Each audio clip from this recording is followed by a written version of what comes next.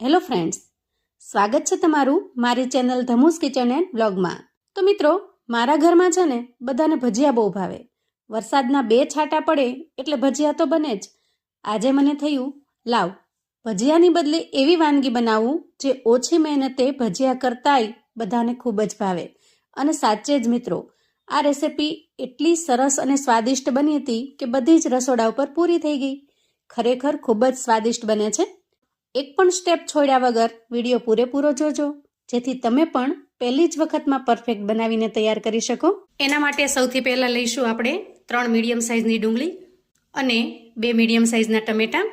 અહીંયા ડુંગળી થોડી નાની છે એટલે મેં 3 નંગ જેટલી લીધેલી છે। તમારી પાસે જો મોટી ડુંગળી હોય તો તમારે 1 જ નંગ જેટલી લેવાની। એ જ રીતે ટમેટામાં પણ જો તમારી પાસે મોટું ટમેટું હોય તો તમારે 1 જ મોટું ટમેટું લેવાનું છે। ક્વોન્ટિટીની સરખામણીમાં જોઈએ તો બંને આપણે ઇક્વલ એટલે કે સરખા લેવાના છે। હવે આપણે ટમેટાને સાઈડ પર મૂકીશું અને ડુંગળીને ઝીણા પાતળા લચ્છામાં સમારી લઈશું। અહીંયા જે આપણે ડુંગળીની સ્લાઈસ કરીએ ને એ આપણે આ રીતે એકદમ પતલી કરવાની છે અને ડુંગળીનો જે આ ઉપરનો સફેદ ભાગ છે એને આપણે દૂર કરી દેવાનો છે। ચોમાસામાં વરસતા વરસાદમાં તો બધાને ચટપટું ખાવાનું મન થતું હોય છે અને કાયમ આપણે કંઈ તેલમાં તળેલા ભજીયા પણ ન બનાવી શકીએ, તો આજનો જે નાસ્તો છે ને ખૂબ જ હેલ્ધી છે। તો જુઓ, ડુંગળી આપણે સમારીને કરી લીધી છે તૈયાર અને બિલકુલ પતલા લચ્છામાં સમારી છે અને એ જ રીતે આપણે ટમેટાને પણ સમારીને તૈયાર કરી લીધા છે। અહીંયા ટમેટાના બિયા કે રસ કાઢ્યા વગર મેં રસ અને બિયાની સાથે જ ટમેટાને સમાર્યા છે। હવે ડુંગળીને આપણે એક મિક્સિંગ બાઉલમાં લીધી છે અને ત્યાર પછી આપણે એમાં ટમેટા ઉમેરીશું। અહીંયા એક મીડિયમ સાઇઝનું મરચું મેં આ રીતે સમારીને તૈયાર કરેલું છે અને જે થોડું તીખું છે, તો અહીંયા રેસિપીમાં તમારે જે રીતની તીખાશ રાખવી હોય એ રીતે લીલું મરચું ઉમેરવાનું છે। ત્યાર પછી કરીશું થોડા બેઝિક મસાલા, જેમાં સૌથી પહેલાં ઉમેરીશું 1 ચમચી જેટલો શેકેલા જીરાનો પાવડર, 1 ચમચી લાલ મરચું પાવડર ઉમેરીશું અને સ્વાદ પ્રમાણે મીઠું ઉમેરીશું। ત્યાર પછી ઉમેરીશું એકદમ સરસ મજાનો ચટપટો ટેસ્ટ લાવવા માટે અડધી ચમચી જેટલો ચાટ મસાલો। અહીંયા તમે ચાટ મસાલાની જગ્યાએ અડધી ચમચી જેટલો આમચૂર પાવડર પણ ઉમેરી શકો છો અને જો એ ન ઉમેરવું હોય તો તમે અડધી ચમચી જેટલો લીંબુનો રસ પણ ઉમેરી શકો છો। ત્યાર પછી લઈશું અડધી ચમચી જેટલું આખું જીરું, આપણે અહીંયા કાચું જીરું લેવાનું છે અને એને હાથથી મસળી આ રીતે થોડું ક્રશ કરી અને ઉમેરી દઈએ અને હવે બધા જ મસાલાને સરસ રીતે મિક્સ કરી લઈએ। અહીંયા મીઠું અને મસાલા ઉમેરવાથી ડુંગળી અને ટમેટાનું જે નેચરલ પાણી છે એ તરત જ રિલીઝ થવા લાગશે, એના લીધે આ મિશ્રણ છે થોડું વધારે ભીનાશવાળું થશે। આ બધા જ મિશ્રણને આપણે આ રીતે ખૂબ સરસ રીતે મિક્સ કરી લેવાનું, જેથી ચમચીના પ્રેશરથી આ લચ્છા છે ને એ પણ છૂટા પડવા લાગશે। આપણે અહીંયા બધા જ મસાલાને સરસ રીતે મિક્સ કરી લીધા છે। હવે આપણે 1 કટોરી જેટલો ચોખાનો લોટ લીધો છે। આ ચોખાનો લોટ તમે ઘરે પણ તૈયાર કરી શકો છો અથવા તો કોઈ પણ કરિયાણાવાળાની દુકાને કે મોલમાં તમને આસાનીથી મળી જશે। હું તો મોટા ભાગે આ જે ચોખાનો લોટ છે એ ઘરે તૈયાર કરી ડબ્બો ભરીને રાખું છું। તો હવે આપણે જે આ ચોખાનો લોટ લીધો છે ને એમાંથી થોડો થોડો કરી મિશ્રણની અંદર ઉમેરતા જઈએ।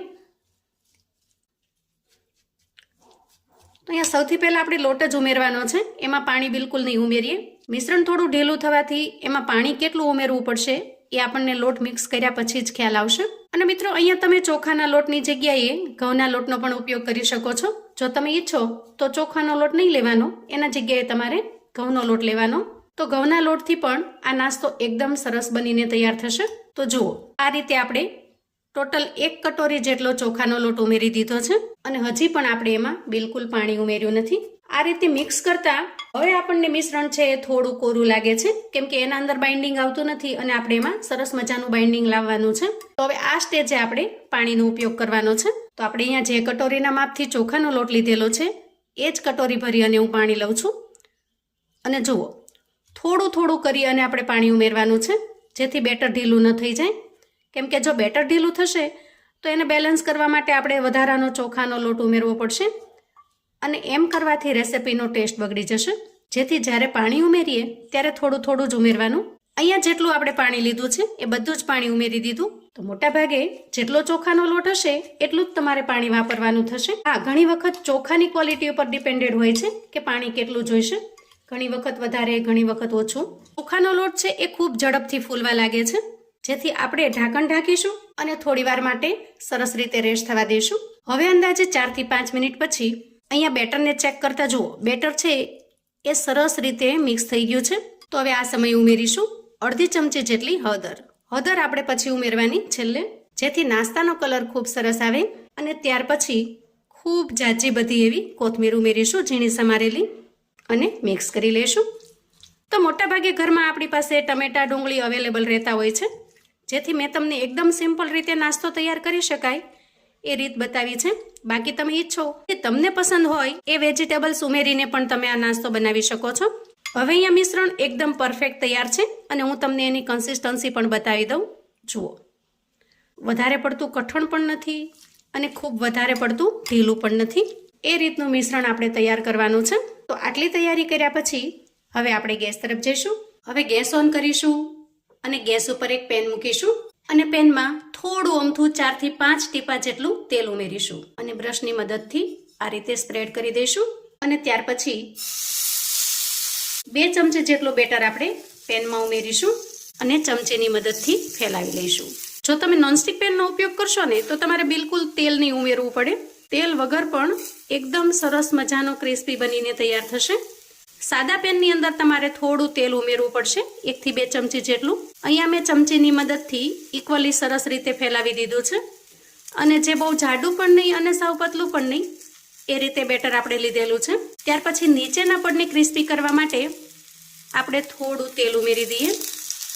હવે કિનારીએ તેલ ઉમેર્યા પછી થોડી વારની અંદર જો ઉપરની સપાટી પણ કોરી થવા લાગી છે તો થોડું તેલ આપણે ઉપરની સપાટી ઉપર લગાવી દઈશું, જેથી નીચેની સાઈડ જ્યારે આપણે ફેરવીએ ત્યારે એ સાઈડ પણ સરસ રીતે ક્રિસ્પી થઈ જશે. અને પછી આપણે સાઈડ ચેન્જ કરી લઈશું આ રીતે. જો અહીંયા તેલ છે એ તમારે ઉમેરવું હોય તો જ ઉમેરવાનું છે. તમે ધારો તો નોનસ્ટિક પેનની અંદર એમને સિમ્પલ પણ બનાવી શકો છો. આ રીતે અલટાવી પલટાવી અને બંને સાઈડને આપણે એકદમ સરસ રીતે ક્રિસ્પી થવા દઈએ.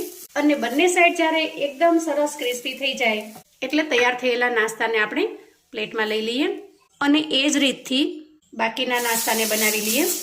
નાસ્તાને શેકતી વખતે ગેસની ફ્લેમને આપણે એકદમ ધીમી રાખીશું અને ધીમા તાપે જ અંદાજે 2 થી 3 મિનિટ સુધી નાસ્તાને અલટાવી પલટાવીને સરસ રીતે શેકી લઈશું.